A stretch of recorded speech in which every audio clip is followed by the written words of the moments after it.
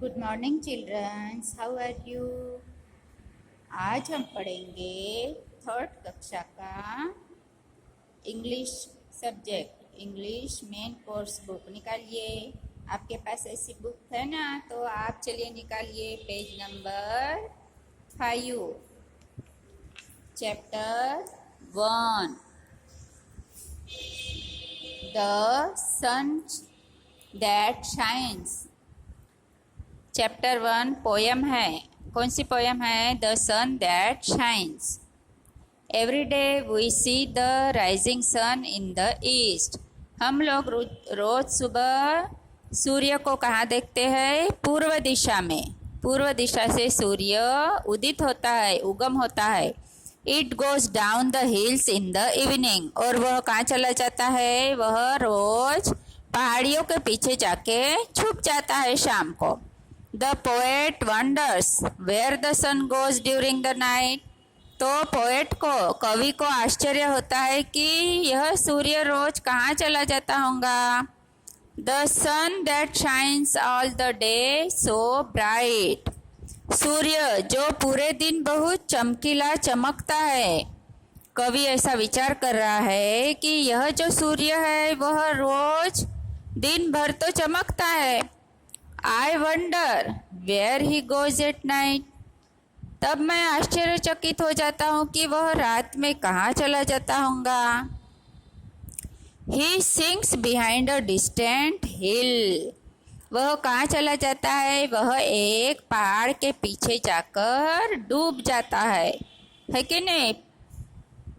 देखिए आपकी बुक्स में, ही सिंक्स बिहाइंड अ डिस्टेंट हिल। वह एक पहाड़ के पीछे दूर डूब जाता है।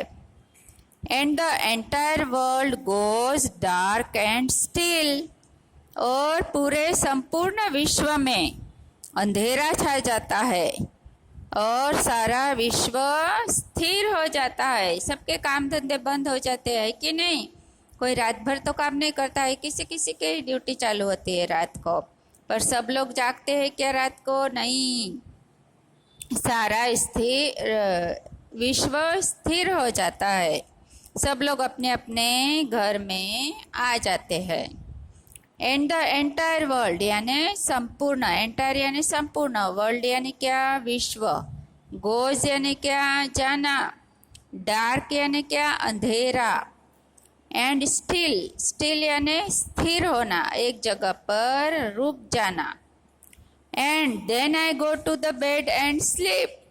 और फिर मैं क्या करता हूँ? बिस्तर पर जाकर सो जाता हूँ। And then I go to the bed and sleep. और फिर मैं अपने बिस्तर में जाके सो जाता हूँ। कब? जब सूर्य डूब जाता है, अंधेरा हो जाता है, तब। Until the day begins to keep। कब तक मैं जाके सो जाता हूँ? जब तक कि दूसरे दिन सुबह सूर्य नहीं उदित होता है, सूर्य नहीं उगता है। And when my eyes open I see. और दूसरे दिन जब सूर्य आता है तब मेरी आंखें खुलती है। मैं क्या देखता हूँ? The sun shining down on me.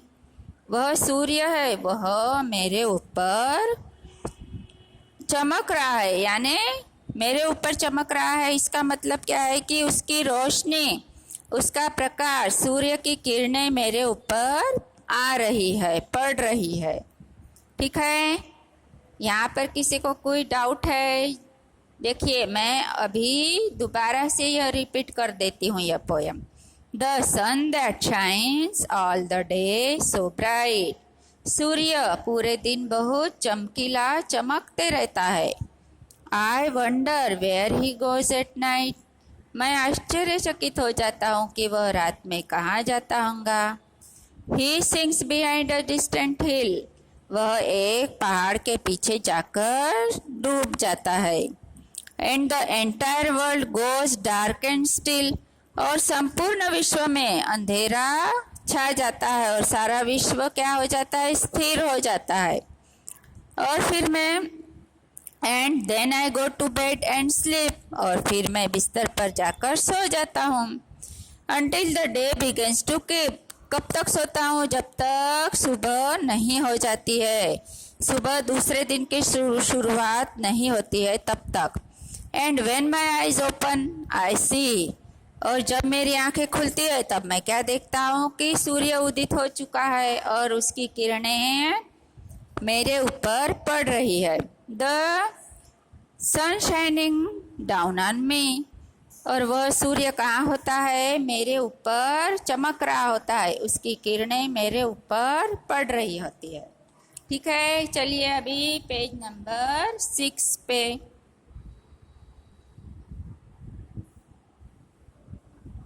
While we are fast asleep in bed, जब हम बिस्तर पर गहरी नींद में सो जाते हैं, he must go, I have heard it say, मैंने क्या कहते सुना है उसे कि उसे भी जाना चाहिए. कहाँ जाना चाहिए? To other countries far away, उसे कहाँ जाना चाहिए? बहुत दूर, दूर के अन्य देशों में. To awake them warm and bright and gay, किस लिए जाना चाहिए? उन लोगों को भी तो सूर्य की गर्मी चाहिए होती है कि नहीं? सूर्य चमकता है, उसकी किरणों से ही अपने को गर्माहट महसूस होती है, नहीं तो अपने को भी ठंडी के दिनों में देखिए, आप लोगों को ज़्यादा ठंडी लगती है तो आप कहाँ जाते हो? धूप सेकने. बोलते हो ना, अरे थोड़ी देर के लिए हम लोग धूप सेकने जाते हैं. तो धूप में ऐसा क्या रहता है? गर्मी मिलती है अपने को, इसलिए हम लोग ऐसा बोलते हैं कि थोड़ी देर धूप खाओ, धूप की गर्मी खाओ, है कि नहीं? और जो छोटे बच्चों को भी धूप में रखने को बोलते हैं डॉक्टर. क्यों बोलते हैं? क्योंकि उसमें सूर्य की किरणों में क्या होता है? विटामिन डी होता है.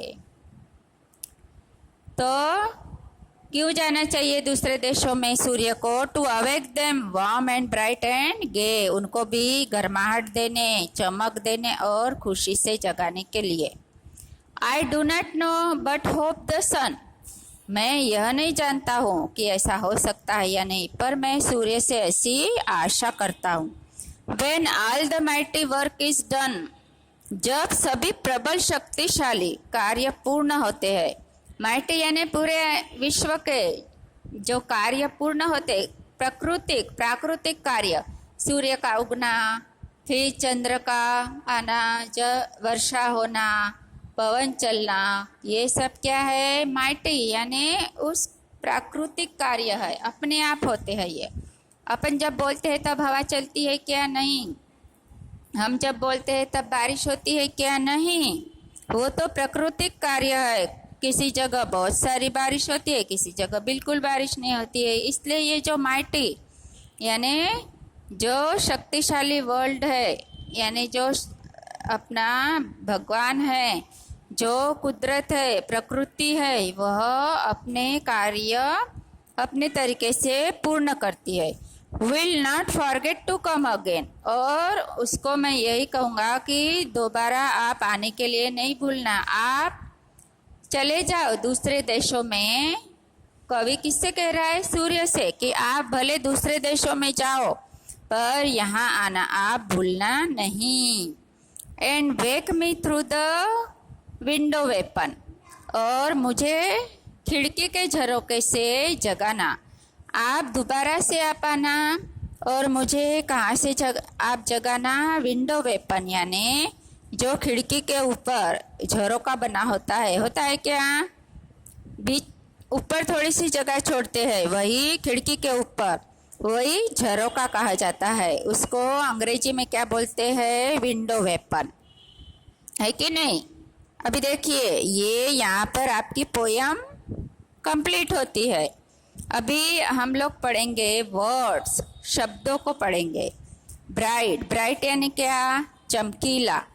ठीक है, आपके बुक में लिखा है, आप अपनी बुक में देखिए. वंडर यानी क्या? आश्चर्यचकित. सिंग्स यानी डूबना. एंटायर यानी संपूर्ण. स्टिल यानी स्थिर. गे यानी खुशी से. विंडो वेपन यानी खिड़की के झरोके. ठीक है, अभी चलिए देखिए एक एक शब्द अपन पढ़ेंगे। ब्राइट, BRIGHT, ब्राइट यानी क्या? चमकीला। वंडर, WONDER, वंडर, वंडर यानी आश्चर्यचकित। सिंक्स, सिंक्स यानी क्या? SINKS, सिंक्स यानी डूबना। एंटायर, एंटायर यानी क्या? ENTIRE, एंटायर, एंटायर यानी संपूर्ण। स्टिल, STILL, स्टिल, स्टिल यानी स्थिर होना, एक जगह पे बैठना, जम जाना। GAY, गे, गे यानी खुशी से। Window weapon, WINDOWPANE, window weapon यानी खिड़की के झरोके से। अभी चलिए comparison. Answer in one word, आपको कैसे जवाब देना है? आंसर कैसा देना है? एक शब्द में, इन वन वर्ड। फर्स्ट है where does the sun sink, where does the sun sink, इसका मतलब क्या है कि सूर्य कहाँ पर डूबता है, कौन सी दिशा में। और यहाँ पर कवि ने दिशा नहीं पूछी है अपने को। Where does the sun sink, सूर्य कहाँ डूब जाता है? हिल, हिल के यानी उसने बोला है कि पहाड़ी के पीछे, इसलिए सिर्फ लिखेंगे हिल। सेकंड है what does the poet wonder about, सूर्य किसके बारे में आश्चर्यचकित हो जाता है कि जब नाइट, नाइट यानी क्या? रात जब होती है तो यह सूर्य कहाँ चला जाता होगा, तो नाइट के बारे में है कि नहीं। फर्स्ट में आएगा हिल, सेकंड में नाइट। चलिए अब थर्ड क्वेश्चन। थर्ड क्वेश्चन है what does the poet see when he opens his eyes, Surya, poet की आंखें, कवि की आंखें कब खुलती है? जब सन शाइनिंग होता है। सन शाइनिंग होता है यानी जब सूर्य चमकता है, सूर्य की किरणें उनके ऊपर आती है, तब जाके कवि क्या करते हैं? जग जाते हैं, है कि नहीं। हाँ, ये देखिए अभी मैं वापस यही क्वेश्चन पढ़ती हूँ। Where does the sun sink,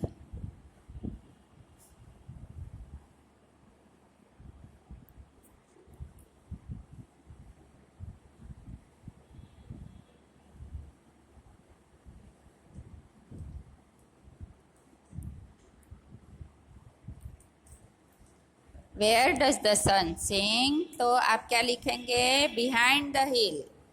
अब उन्होंने आंसर इन वन वर्ड बोला है, इसलिए अपन ने एक ही शब्द लिखा है, हिल। बिहाइंड द हिल ऐसा भी हो सकता है। What does the poet wonder about, और कवि किसके बारे में आश्चर्यचकित होता है? जब नाइट आती है तो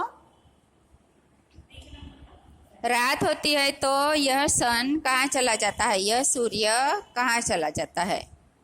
अभी थर्ड क्वेश्चन है what does the poet see when he open his eyes, sun shining यानी क्या? जब सन, जो सूर्य होता है, वह शाइन करता है यानी चमकता है, तब जाके पोएट जो कवि है वह उनको, उनकी आंखें खुलती है। समझ में आया? ठीक है।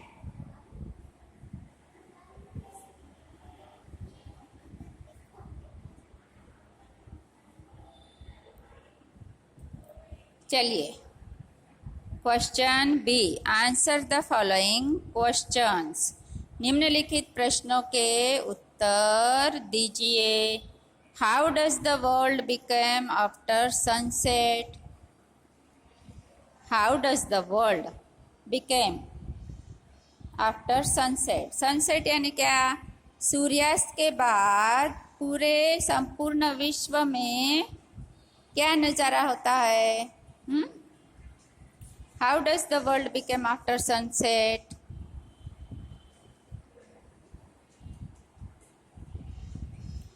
क्या होता है कि जब सूर्यास्त होता है तो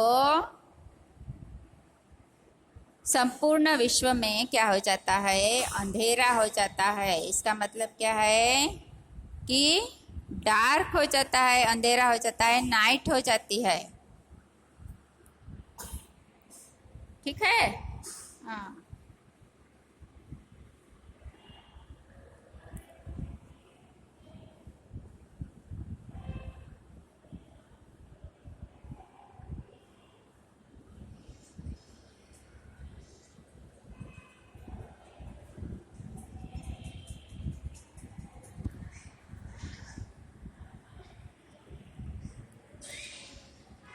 चलिए देखिए, आंसर द फॉलोइंग क्वेश्चंस। निम्नलिखित प्रश्नों के उत्तर दीजिए। फर्स्ट क्वेश्चन है, how does the world become after sunset? यानी सूर्योदय के बाद वर्ल्ड कैसा हो जाता है? All the day shine and bright. सभी के दिन कैसे हो जाते हैं? चमकीले और ब्राइट, है कि नहीं? सब चमकते। What happens to the world after the sun sinks? जब सूर्य छिप जाता है और डूब जाता है तब हमारे विश्व में क्या होता है? World goes dark and still. ये देखिए, world goes dark and still. Third question, where according to the poet the sun goes at night? अभी कविता में कवि क्या कह रहा है कि रात को सूर्य कहाँ जाता है?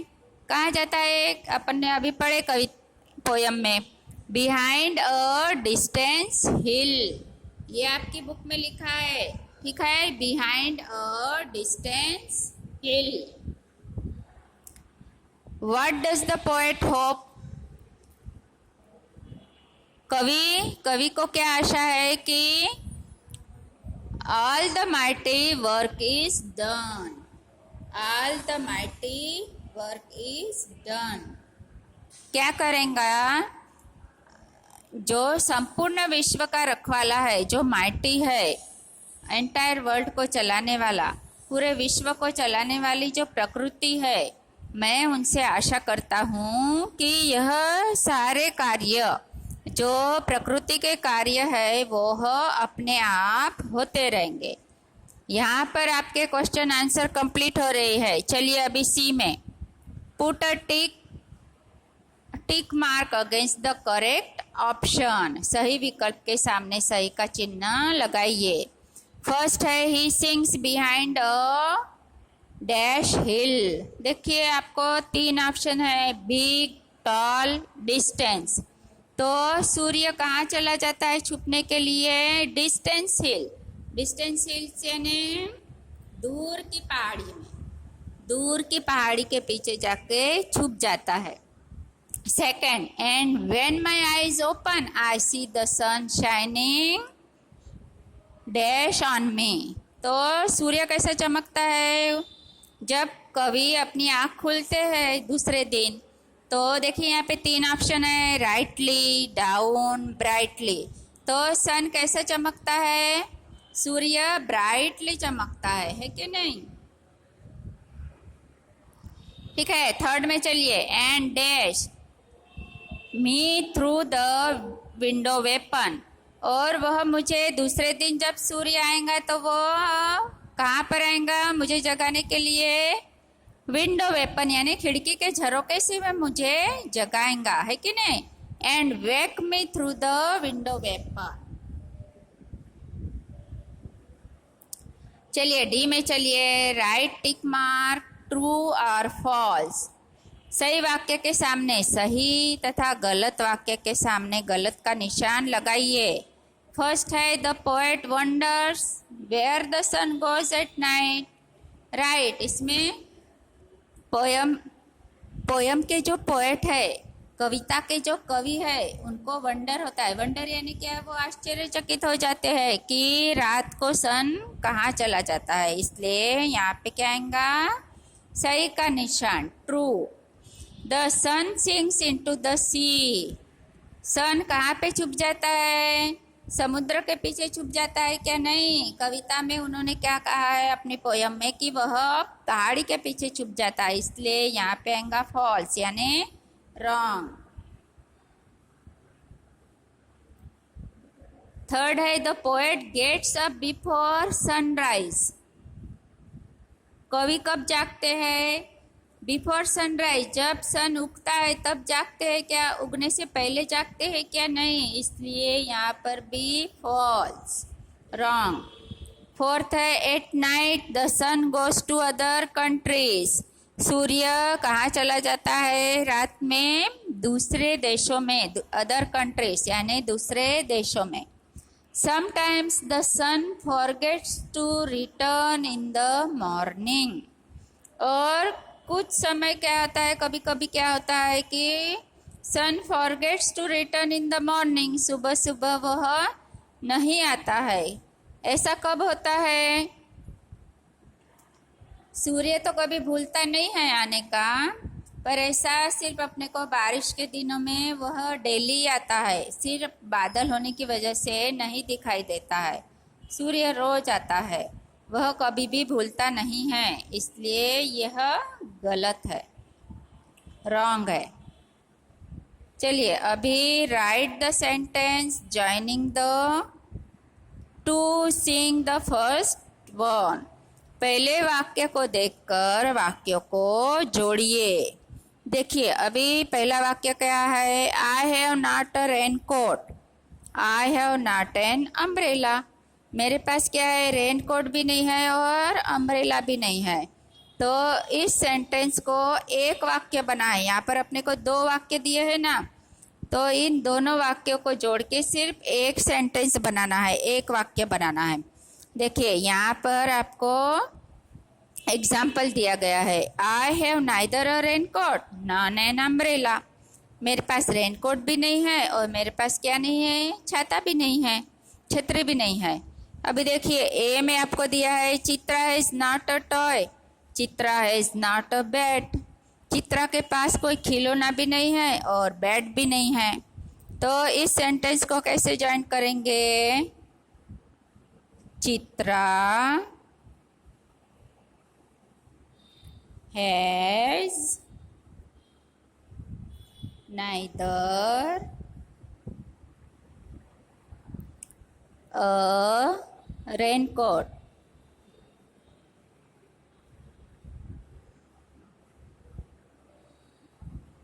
nor a bat। देखिए अभी जो ए ई आई ओ यू वॉवेल्स होते हैं उसको क्या लगाते हैं, एन लगाते हैं।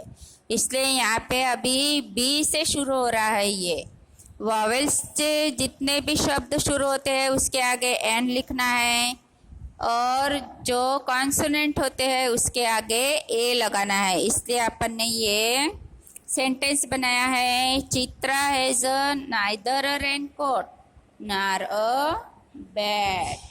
ठीक है, हाँ। चलिए अभी page number 8। Aryan has not a pen, Aryan has not a pencil. Aryan के पास पेन भी नहीं है और पेंसिल भी नहीं है। अभी देखिए आर्यन के पास क्या क्या नहीं है, उसके पास पेन भी नहीं है और पेंसिल भी नहीं है। तो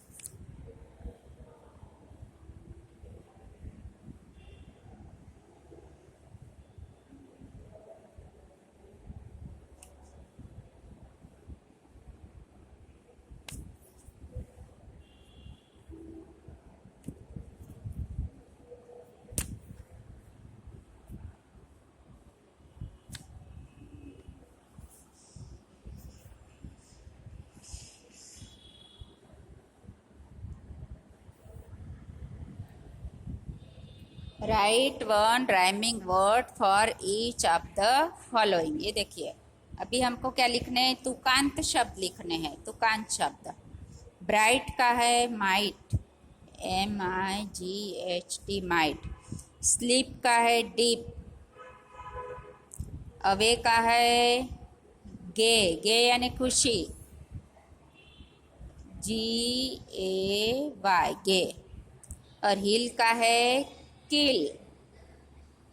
बैट का है सैड। डन का है none, NONE none.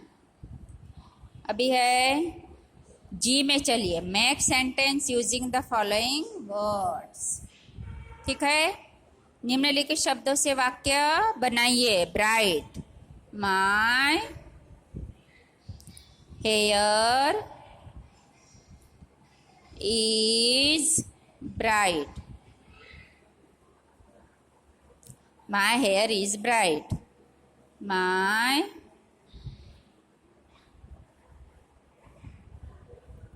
house is behind the